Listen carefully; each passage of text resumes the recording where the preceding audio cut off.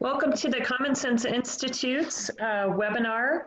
I will turn it over to Kristen Strom, our CEO and President, to kick us off this morning. Thank you all for joining us. Really appreciate you being on board for this webinar. I see some familiar faces and some new ones, so it's great to have you. I want to just start by sharing some exciting news that some of you might not have heard. We recently went through a rebrand and name change in celebration of our 10-year anniversary. While we have a new look and a new name, we're now the Common Sense Institute, formerly Common Sense Policy Roundtable. Our mission hasn't changed. And I want to share this exciting new video with you to give you a glimpse of our mission and what we do.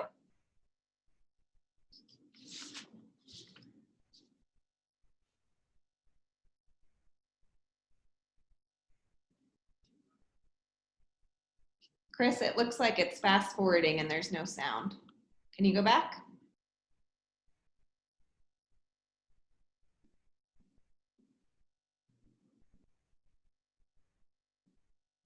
This is the fun part of Zoom technology. We'll try it one more time.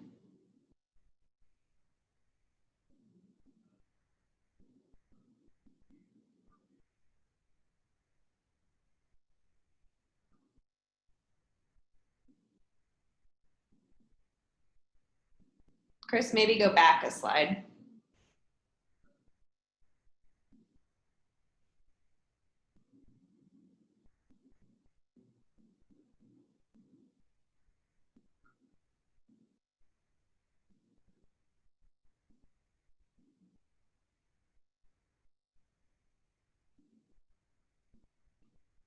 Well, it looks like our video is not working. So for those of you that want to watch this great video, we actually have a YouTube channel and it's on our website, commonsenseinstituteco.org, and I'd encourage you to go visit it. We will start today's program. I'm going to introduce our first speaker, who's also managing these technical difficulties right now. Chris Brown is our Director of Policy and Research. As Cinnamon mentioned earlier, if you do have questions for any of our speakers, feel free to record them in the chat function down below. We will be taking questions after each one of the speakers. Chris is going to kick off our program with giving an update on the Colorado jobs and economy landscape since the COVID crisis. We have some interesting data that we've just published and that we'd like to share, especially as it relates to unemployment. Chris? Thank you, Kristen. And now that I'm unmuted, this might work. Oh, well, there we go. Try it again. I think, yeah. All right, we'll give this one more try. A healthy, growing Colorado, built on a solid foundation. Data, bigger than bias, using time-tested analytical tools to give citizens the facts. We are CSI, the Common Sense Institute. And our mission is to examine the fiscal impacts of policies and initiatives so that the laws that impact our lives allow individual opportunity to flourish, not skewed or bent by politics or partisanship. Our team includes some of the best and brightest policy minds in Colorado, and our board of directors from every corner of our state encompass Colorado's vital industries. We are committed to the protection and promotion of Colorado's economy. Because in our opinion, that's just common sense. We are the Common Sense Institute. Okay, third time is a charm. Hopefully you can hear me now. And again, my apologies for that. We did rehearse, and as you can tell, I'm not as well trained. But thank you all for joining, and good morning. The question of the webinar today was, where are we today? And there's a lot of different ways in which we could slice this, but I think as we look at the data related to the economy, related to the situation we find ourselves in, I think the answer to that question is it depends on where you live. And this is an image we put out last week that shows, we mimicked a chart which we found that was published in the New York Times that looked at the relationship between the change in unemployment rates and COVID-19 infection rates relative to a national average. You can see that across Colorado's 64 counties, there is a wide range of impacts being felt. Some counties in the mountain communities, Pitkin, Summit, Eagle, having nearly 20% increases in unemployment rates just over the last 2 months. And I guess on the onset, where are we today? What's fascinating to consider is that today, almost to the day, we are 3 months removed from the initial stay-at-home order in Colorado, and it's incredible to consider how much has transpired. And I'm looking forward to hearing from some of the speakers that have been in the thick of some of the policy debates that have been ongoing. But at the end of the day, I think it still remains that it depends on where you live and the extent to which you are seeing elevated case rates versus elevated unemployment shocks. To give you, again, a little bit of sense of scale here, Denver, which is one of the largest bubbles, which indicates the total number of cases, the relative total number of cases, since the start of tracking the data related to cases, still less than 1% or 0.9% of all the population in Denver has reported positive for COVID-19. So obviously this is a little influenced by the level of testing, but the overall infection rates still remain low, but in a lot of Colorado's counties are slightly above the national average. You compare that to, say, Grand County, which has seen an unemployment rate of over nearly 15% since the start of the pandemic and has a total of just 19 cases. So I think we've all become very comfortable and very familiar with looking at charts similar to this related to infection rates and the curve of how well different regions are doing. But as we look at the data that is continuing to come out, both from an economic standpoint and from an infection standpoint, again, our emphasis, I think, is going to be on the extent to which we can understand this at a more granular level and a more detailed geography so that we can avoid, to the extent possible, disruptions that may not reflect the underlying case load or case profiles in different regions. So this is a chart, again, that we've put out that essentially shows across nearly every county in Colorado, we now have 7-day average caseloads, which is a good reflection of the extent to which we are seeing an escalation or a decline in the total number of cases. We've seen every county below its previous peak and trending, in some cases, continuing to trend downward, and in some cases, fluctuating slightly. So as the economy reopens, and as it is reopening, for Colorado at least, this is an encouraging sign that to some extent, an equilibrium or a new balance as far as activity and mitigating a spread, an exponential spread, is being achieved. And again, this information can change very quickly, but it's something that we will continue to track and try to understand as much as possible. From an economic standpoint, there's a lot of good news as unemployment rates in the last jobs report from May declined slightly. We saw in the first 2 months, month and a half, and between the end of March and April jobs report, Colorado lost just upwards of 340,000 jobs, or roughly 12% of all jobs in February. In the May jobs report, the most recent jobs report, about 69,000 or nearly 70,000 jobs were added back, or about 20% of the total lost jobs that we saw through the first month and a half. So in many ways, that is positive, but you can say that at this point, the recovery is not nearly as quick as the decline was.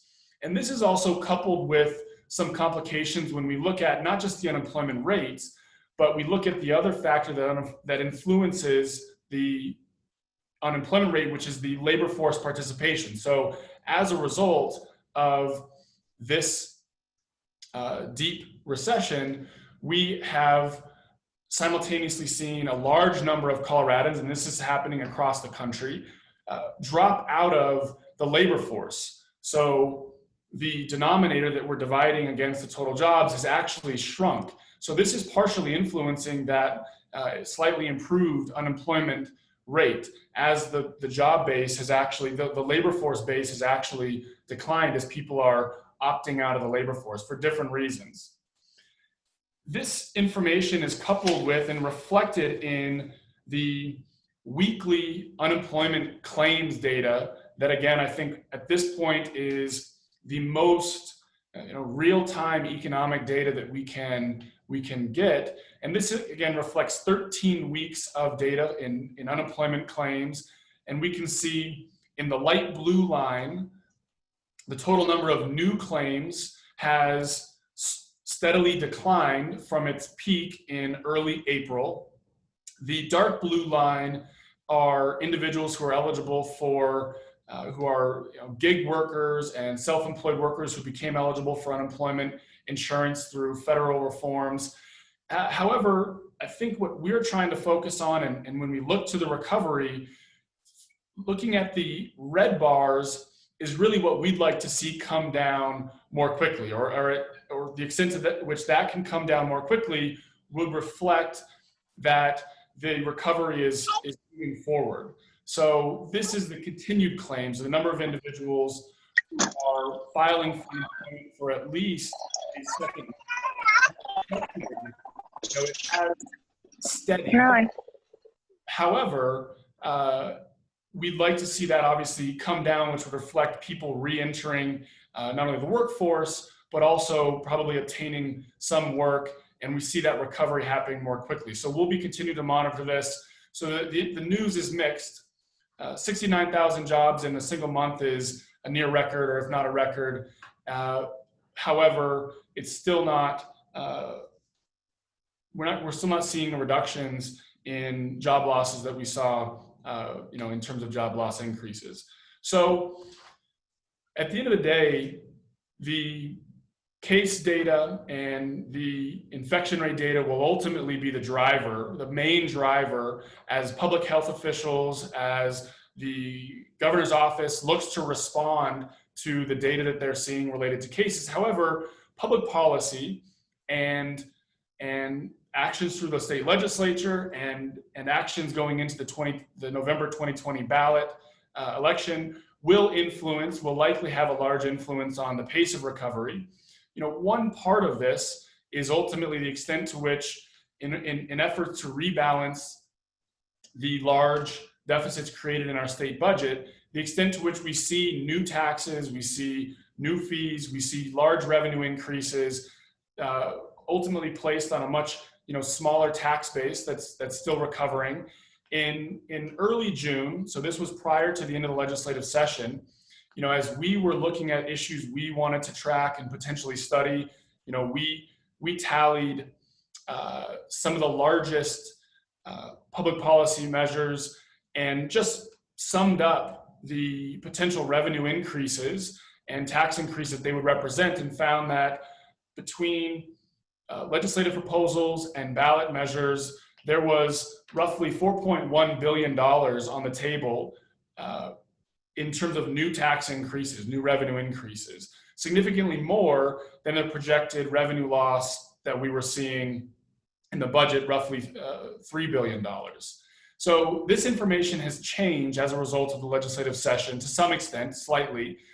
Some of these issues have passed that were pared down slightly, but a host of these issues, again, remain. House Bill 1420, which was a tax reform effort to roll back some increases in tax exemptions and expand the earned income tax credit, was pared back to just over $100 million increase in new funding.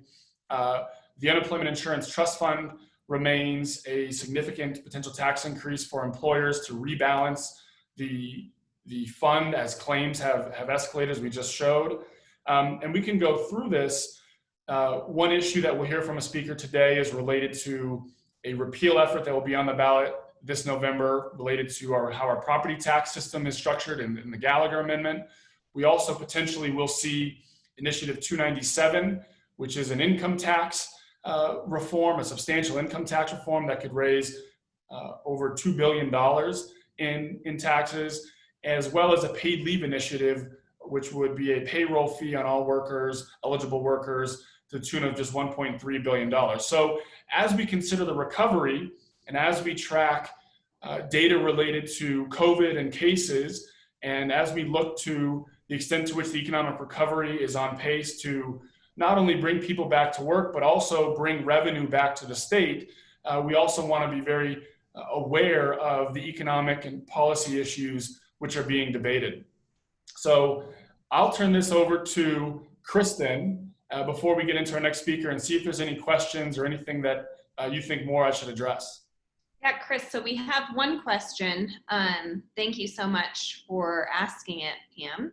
There is a concern that the unemployment will go back up once businesses use up their PPP dollars and their businesses don't return to pre-COVID levels. What are your thoughts on that? And I guess I would also add, the unemployment data is very interesting, and you just briefly mentioned the Unemployment Insurance Trust Fund, but what is the solvency picture of that? When will it become insolvent?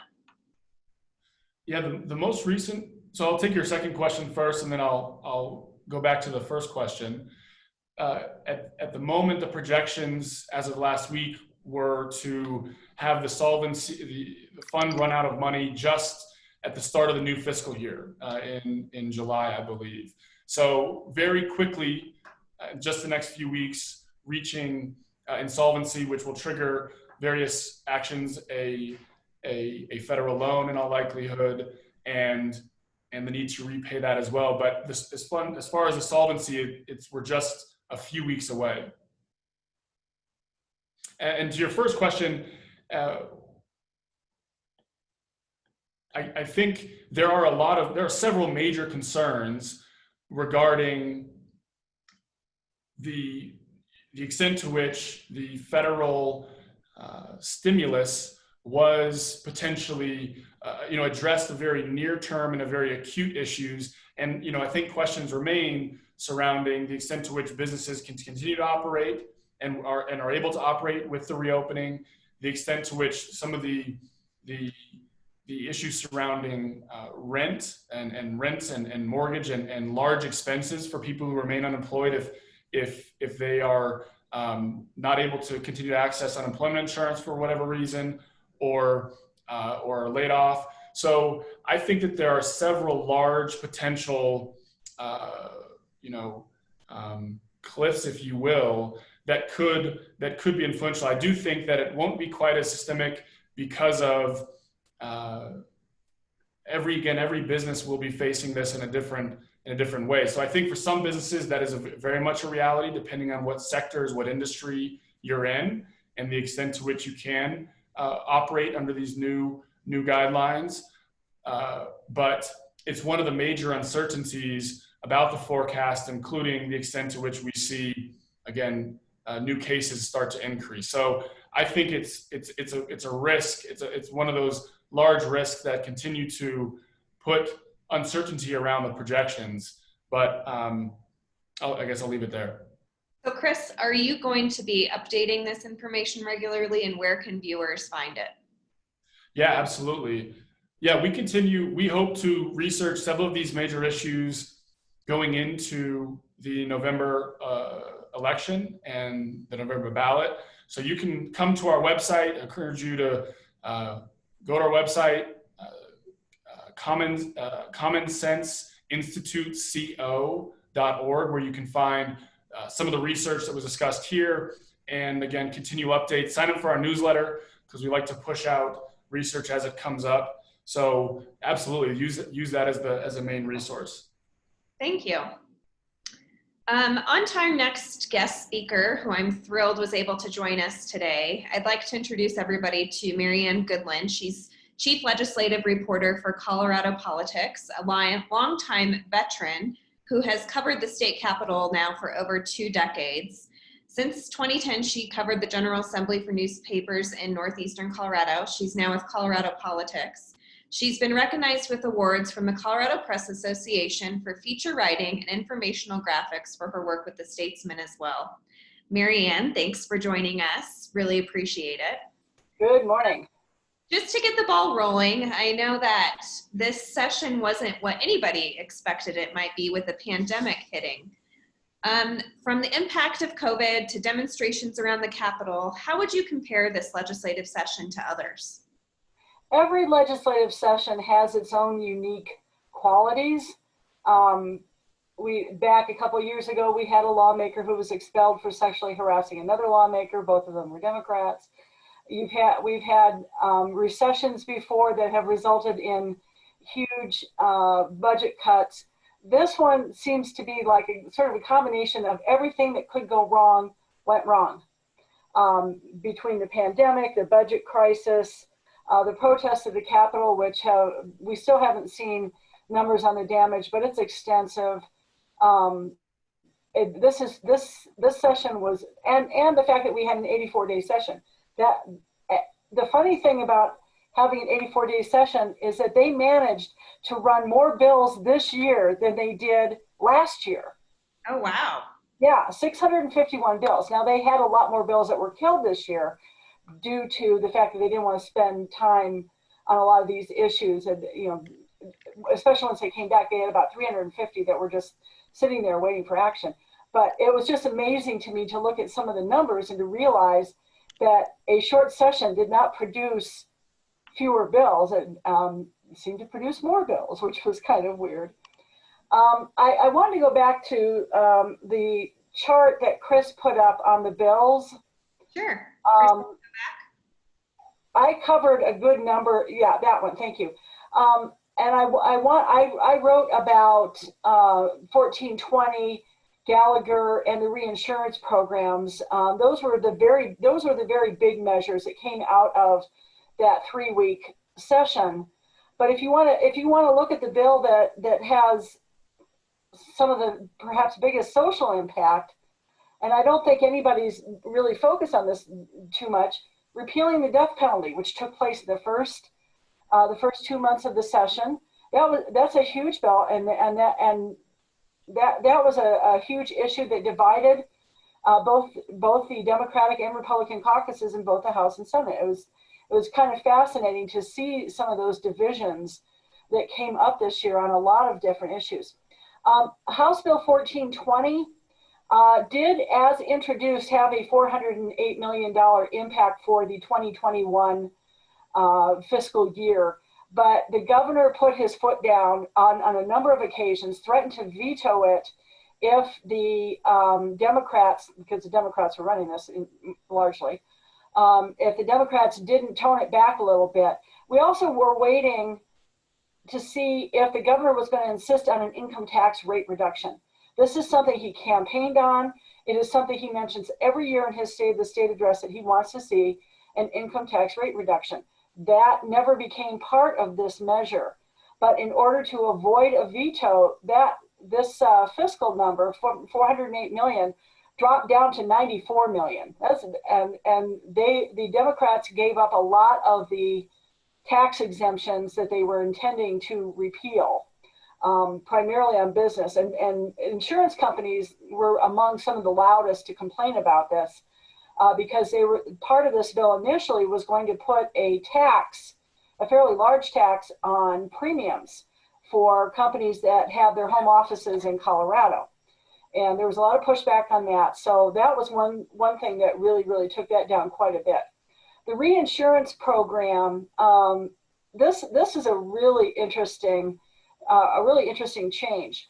They not only extended it for another 5 years, it was supposed to run out. It was supposed to be a 2-year program, and it's now going to go for another 4 years past its original time period. But who's paying for this is going to be the health insurers themselves. And that $24 per Coloradan, that would be nice if that was the only impact. But this reinsurance program covers a very small portion of the health insurance market in Colorado. It's only about 7%. This that reinsurance program only applies to people in the individual market. And the bill that created it last year was wildly successful, according to the governor.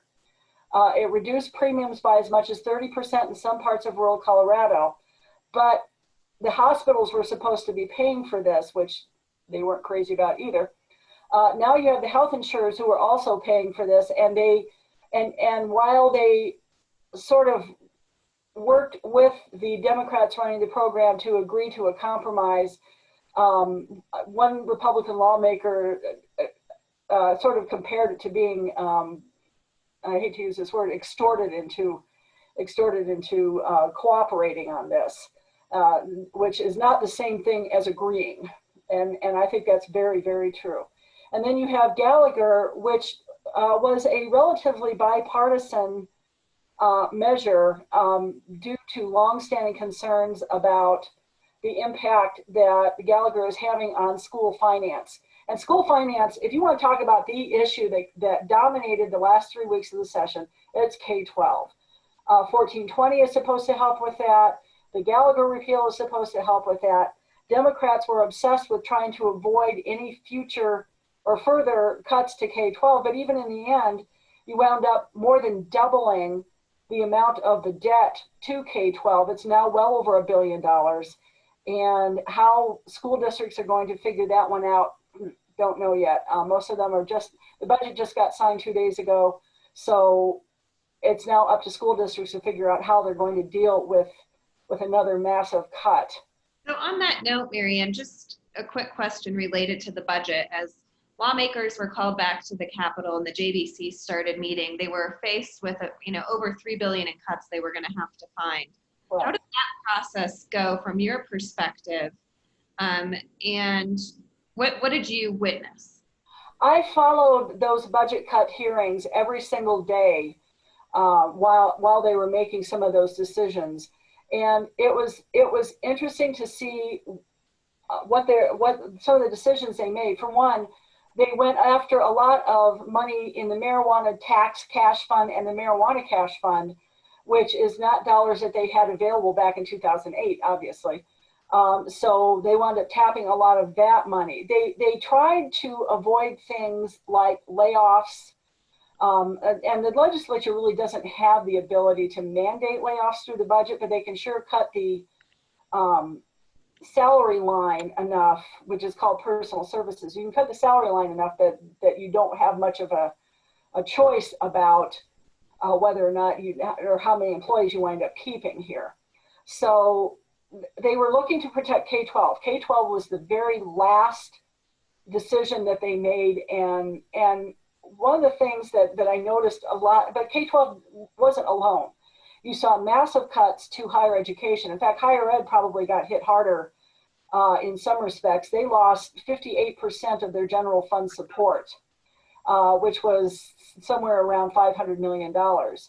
And coming at a time when higher ed is going to have to figure out how to keep enrollment going, most of the institutions are saying that they're going to see less enrollment in the fall. You have people who are complaining about online education and how come institutions charge the same for an online class versus an in-person class, and that's a whole different conversation. But we're already seeing layoffs at some of the state's colleges and universities. CU Boulder has announced layoffs. I believe Metro has. There's been a couple of institutions that are already concerned and furloughs as well. They're announcing furloughs for their employees. So obviously higher ed took a very huge hit. One of the things that I saw that I've never seen before, not even in previous budget cutting years, is the amount of emotion that you saw, not only from the members of the JBC, but the JBC staff. And that started almost immediately with them coming up in front of the JBC and saying, I recommend this cut, and doing it choking back tears. I've never seen that level of emotion. And what I took from a lot of this is that the progress that Democrats have made and in the last 5 years all went away in all those budget cuts. They cut from everything that they could find. They cut salary increases, which you would understand. But one of the big cuts, I think, $225 million for PARA, which is an annual payment that they have been making to help boost their unfunded liability problems, and they're trying to help with that. And so far, PARA has said they can weather this storm, but they can weather it for 1 year, probably not for 2. So it'll be interesting to see what happens with PARA and if it will be on the table again next session. You mentioned earlier, we've all read about partisanship down at the Capitol. Can you give us a few examples before we turn it to our next speaker, though, of bipartisan compromise or different problem solving that went on? I think the budget process was perhaps one of those. But anything you witnessed in terms of bipartisanship? There actually was a lot of it. You saw things like the Gallagher repeal. There's a good example of a bipartisan compromise that came up on how to deal with that. That bill went through a fair number of changes during the process. That certainly came to the end. Another one was the death penalty. That's a bill that has stymied the legislature for several years in a row because 2 members of the legislature, Senator Rhonda Fields of Aurora, and Representative Tom Sullivan, both have had children who have died in acts of violence. Senator Fields, the killers of Senator Fields' son and fiance and his fiance make up most of the people on death row.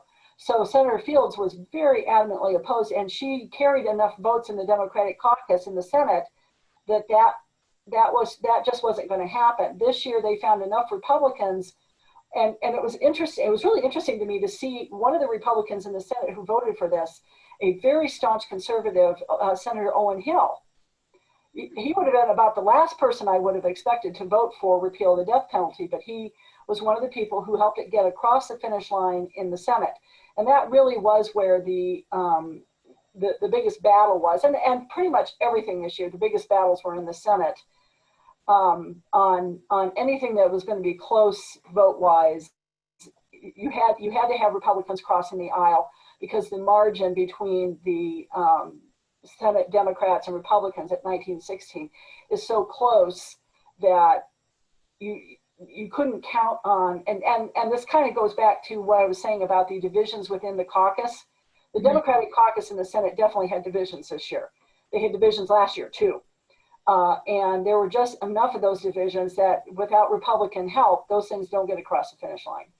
Well, Marianne, you are a wealth of information. Marianne's also a great Twitter follow for those of you that are on Twitter. She always has great breaking news. We really appreciate you being with us this morning and giving us some of the insight of the different things that went on at the Capitol. As you just mentioned, Gallagher, I'd like to now turn to our next speaker, Secretary Bernie Buescher. He's former Secretary of State of Colorado. Prior to serving as the Secretary of State, he was elected to the Colorado House of Representatives in 2004 and immediately appointed to the Joint Budget Committee, where he worked on behalf of Colorado to find innovative bipartisan solutions. He has been a true bipartisan leader in our state and a longtime champion of reforming the Gallagher Amendment. Secretary Buescher, turning it to you. Thank you. Well, thank you. And hey, it's a delight to follow Marianne. We had the opportunity to work together a lot. I'm dealing with a Zoom issue.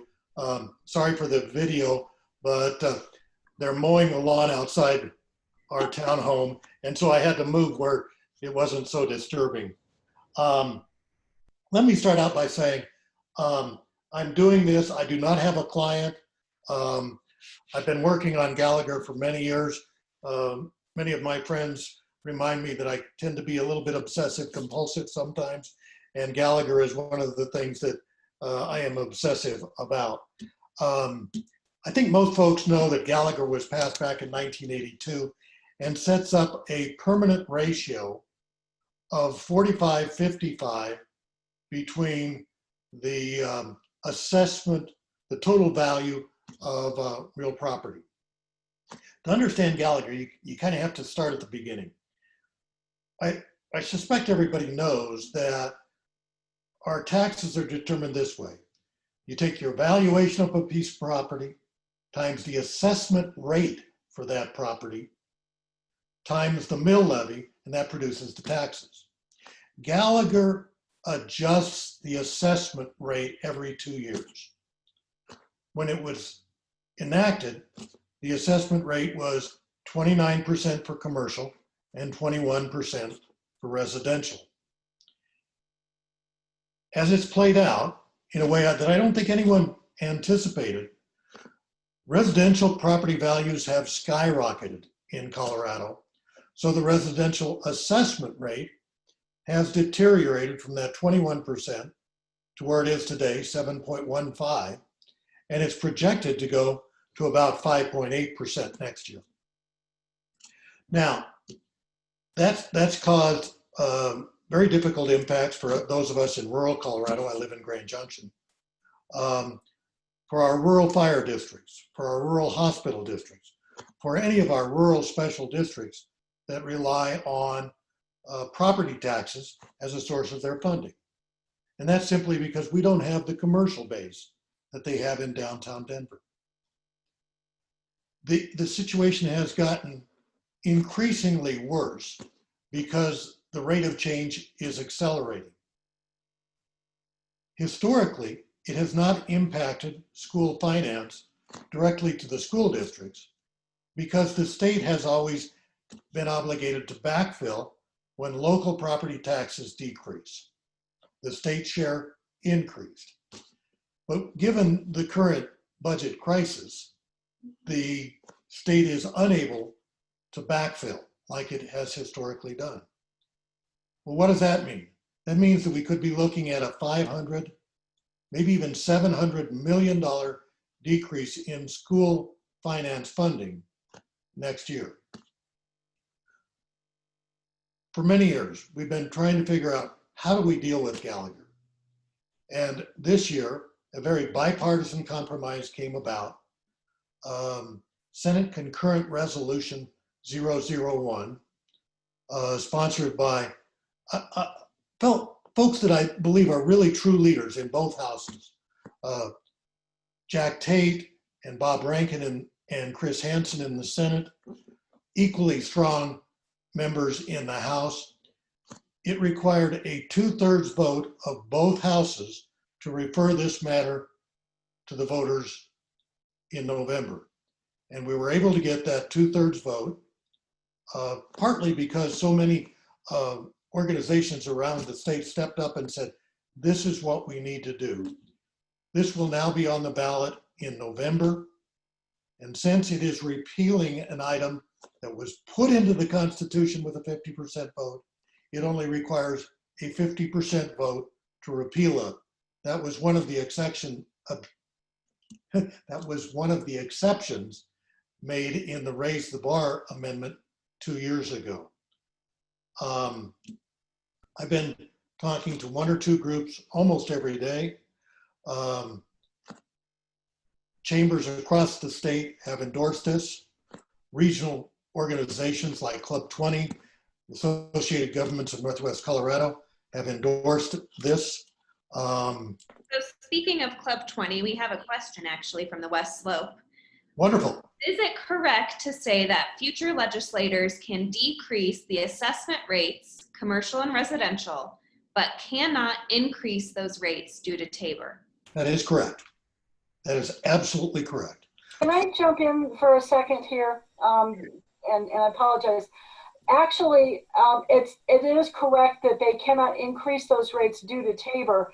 However, there was a measure that was passed in the last days of the session, Senate Bill 223, that actually suspends those every 2-year changes in assessment rates if voters approve the Gallagher repeal. So there isn't going to be any change in assessment rates should Gallagher be approved, this Gallagher repeal be approved by voters.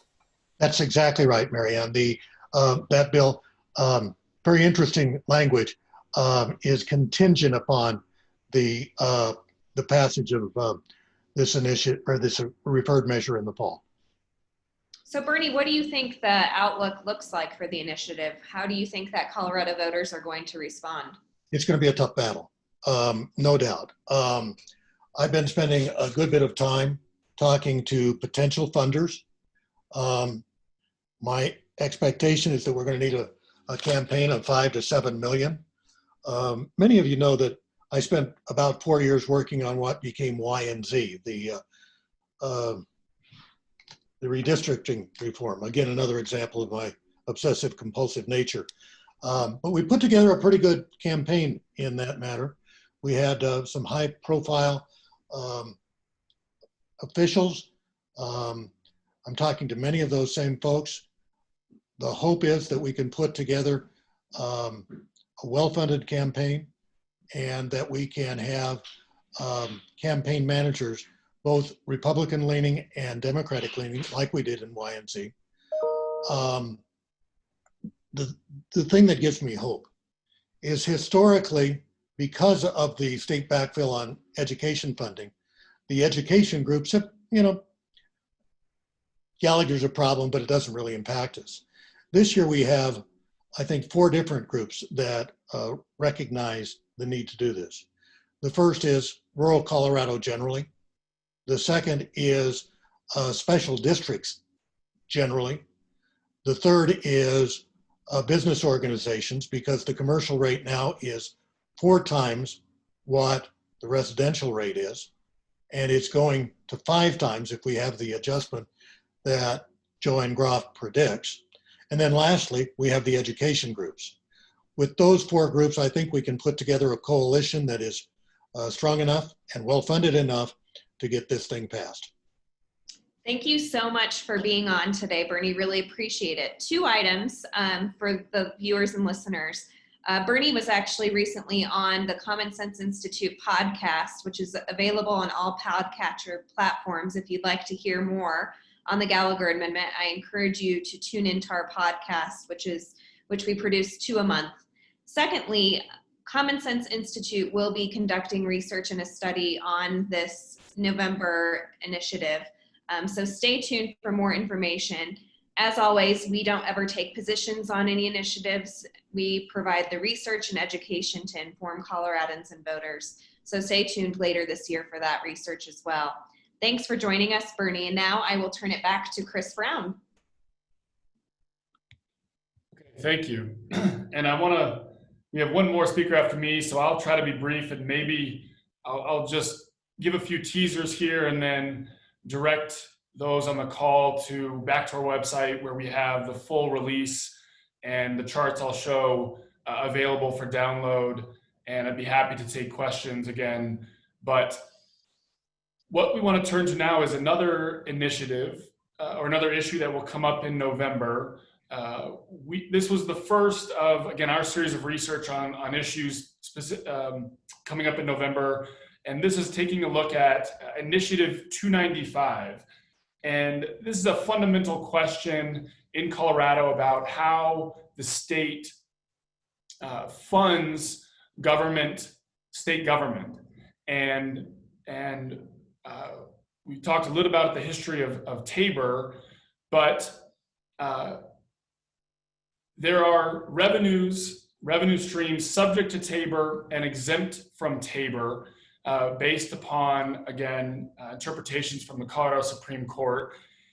And since the passage of Tabor, the share of revenue exempt from Tabor, so that's exempt from the Tabor spending limits in terms of annual increases, and exempt from the need to go to voters in terms of improving those revenue increases, has grown from 54% of total state spending to now it has shrunk from 54% of total state spending to now below a third of total state spending. So another way to put that is that revenue exempt from Tabor has grown from about $2,400 per Coloradan per year to over $5,700 per Coloradan per year. And this is largely driven by the creation and expansion and growth in fees. And this chart here simply tracks the growth in the annual amount of general fund revenue coming from income taxes, sales taxes, on a per Coloradan basis against enterprise-based, fee-based revenue going to state enterprises that, again, you can see since 2000, tracked since the year 2000, has grown 4 times faster than general fund revenue. So for every dollar growth in general fund revenue, fees have increased by $4.22. And there's various reasons for that, and there's a lot to unpack there. But again, I'll be brief and leave it here, and encourage you to go to our website, find the report and download it, and be happy to take questions. That again simply looks at the history of these revenue sources, again, as you prepare and look forward to November and making a decision around Initiative 295, should it appear on the ballot. So I want to turn it over now to the proponent, one of the proponents of Initiative 295, who we have invited here to speak and share. We often have the proponents of these issues and legislative bills or initiatives come and speak. In March, just before the start of the pandemic, we had Representative Dylan Roberts come and speak to his initiative or his legislative proposal related to the public option. So we're very fortunate to have Michael Fields here. Mr. Fields has several years of educational, legislative, grassroots, organizing, and nonprofit experience. He is currently the executive director of Colorado Rising Action. Prior to his work as an executive director, Michael served as a policy aide at the Colorado State House and worked as a press aide for the U.S. Senate Committee on Health, Education, Labor, and Pensions. As a former teacher, Michael is passionate about K-12 education. So, Michael, I'd like to turn it over to you to please tell us more about Initiative 295 and why you are behind this effort now. Thanks, Chris. Thanks, Kristen, for giving me the opportunity to talk today. There's a lot of ballot issues out there. We talked about Gallagher, and there's a ton that are going to be on the ballot. There's also a lot that are unknown. There's a lot of ones going after signatures. You have family leave. You have a tax increase. You have a tax cut. And then you have ours, which is 295. And we've really named this the Vote on Fees campaign. And it really stems from the fact that TABOR, which was passed in 1992, largely has 2 parts to it, right? One is that you're able to vote on tax increases. And the second part is that if you go over the TABOR cap, that money is refunded. And so we had the debate last year on Proposition CC, which dealt with that second issue, which was the harder issue, which is not quite as popular as the voting on taxes side, but it was still upheld by almost a double-digit margin. It ended up, I think, being 8 points that went down by. But looking at this and saying the courts, in a lot of ways, have allowed for enterprises, the definition of enterprises, to grow over the years, where really you come to the point where as long as you set up a different bank account and a majority of the money goes towards the business that they're talking about, you really can create an enterprise, and what I would say is a tax, but which is called a fee, can be implemented. And so we've been seeing that more and more, as the chart showed that CSI had, but the urgency has become a little bit more given the fact that we're in a pandemic, that we have budget cuts right now, that several tax increases over the years, most of them at the state level, have failed. You have legislators looking for new revenue, and they don't like to have to go ask the people because it is hard to do. And so basically what 295 would do is it says that you would have to get voter approval for new enterprises where the revenue from fees and surcharges are over $100 million for the first 5 years. So looking at this and saying, all we're doing is asking voters if they want to be able to weigh in, yes or no, on big, large, new fees. So this would not touch anything in the past. It wouldn't touch the lottery or higher ed or parks. and it wouldn't touch anything locally. So this is state only. And really it is, there's two ways that you can create an enterprise, what they call an enterprise in Tabor, which falls outside of this voter approval. One process would be taking something that is in the general fund or is under the Tabor cap and creating an enterprise out of it. So this would be the hospital provider fee, for example, where it was once counted, they took it out and they made an enterprise, and now it is no longer counted under that cap. That matters a lot more when you have higher revenue, when you're pushed up against the cap. We are far below the cap right now, but we will get back up, hopefully, to that Tabor cap at some point. The second way is just creating a new enterprise, charging a fee, and having additional revenue come in, which is what we saw in a bill this year. And so really looking at the ballot language that we were able to get, and it's really interesting going through a title board and signature gathering and everything else during the middle of a pandemic. It's uncharted territory, but it's worked pretty well doing online meetings, getting it through title board, and now getting signatures.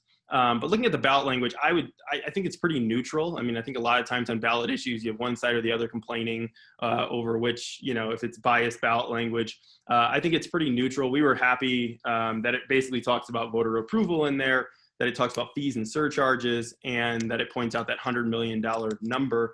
There's a lot of other words that get thrown in there too, which I think means that we're going to have to do a lot of voter education to let people know this is about big new fees. And you being able to weigh in on it. I think looking at some of the ones in the past, so that study that CSI has, you can see some of the jumps if you look at it when faster fees were passed back in 2009, I believe. Hospital provider fee, when that got enterprised, it increased fees, obviously. This year, and it was mentioned earlier, but the Health Insurance Affordability Enterprise, which was SB 215, was a fee on health insurers, which will obviously be carried out with us paying higher premiums, or about 1 million Coloradans paying higher premiums in order to shore up the reinsurance plan. But that's over $100 million projected a year. And so this is a perfect example of something that would fall under, if you're going to be raising big fees like that, over $100 million, that you would have to go to a vote of the people. And so that is an example there. Also, family leave was going to go this route, and obviously now it might be on the ballot because they couldn't get the legislative support in order to do it. But they were a bill was going to enterprise it. The governor wasn't too excited about that and wanted a different process. But that is another example. But some other ones that have been floated, and this is what I'm more scared of. The fee growth is one thing that's happened so far. I'm afraid of what's going to happen in the future, and the stuff that's been floated, like a gas fee. If you can't pass a gas tax, you label it a fee, and they could pass that a carbon fee. That could obviously happen, and I think there's just a lot of unknowns out there. I didn't anticipate the health insurance affordability enterprise this year, but given the circumstances, it popped up. And so I think when you have legislators looking for new revenue, really anything could be a target, and a lot of business interests could be a target. And so I think this is really good timing for us. There's obviously this pressure from the budget shortfall. Also, one thing that passed this year that I think is going to have an impact that really hasn't been talked about yet today is collective bargaining for state employees. When you have a budget shortfall and now you have state employees doing collective bargaining on pay and benefits, that could impact the state budget too. There's going to be pressure there. And I think the history shows that depending on what gets on the ballot, it is likely that if the $2 billion tax increase gets on the ballot, that it will fail. And I also, with all due respect, think Gallagher will fail too. And I think once that happens, there's going to be a really look next session at how do we get more money in the gate. And I think fees are the way that they're looking. And so signature gathering is going on right now. Signatures are due August 3rd for everybody. And on the ones that I'm working on this one and working with II on the tax cut, signature gathering is going very well. I anticipate that we are going to be on the ballot. And really this would just leave it up to voters. We want to make it so that big fees, new fees are left to the people, and these smaller local ones or smaller state ones aren't impacted by this. And I think the hard part is going to be, you know, for people opposing this, is making the argument that voters shouldn't be able to weigh in on big stuff. And we know the cost of living in Colorado is on the rise. You know, that's healthcare costs, that's housing costs, everything that we're dealing with. And part of that cost of living increase is taxes and fees too. Everything is coming out of our pocket in some way. And I think people are feeling that. And I think there's going to be a reaction, especially during a recession, to say, you know what, we need to cut it out with these fees, with tax increases, and really make sure that our economy gets back on track. And that means revenue will increase too. And so I think it'll be a very interesting election this November. And part of it is just trying to get people's attention, right? You have a presidential race, a Senate race, all these different ballot issues that people care about. How do you break through and have a conversation with voters? And given that we need a yes vote on this, we're going to have to do that. And so we'll, you know, raise the resources that we need once this thing is on the ballot. But I'm pretty confident it'll get there, and I think it'll be popular once people know what it's talking about. Thanks so much for joining us, Michael. We're eager to continue to follow Initiative 295 and see where it ends up. As Chris mentioned, we have conducted a study on Initiative 295. For more in-depth information and key findings, please visit our website where you can download that full report. In addition, I'd like to encourage you to sign up for our biweekly newsletter, The Common Sense Digest, that touches on all the important public policy issues impacting you and your lives. You can visit our website, commonsenseinstituteco.org, to subscribe. I want to thank all of our speakers today, Marianne, Bernie, Michael. Really appreciate you being a part of this and joining us. This webinar will be recorded and available on our website as well if you'd like to share it with any of your colleagues. Thank you once again, and hope you found this session of Common Sense Institute webinar informative.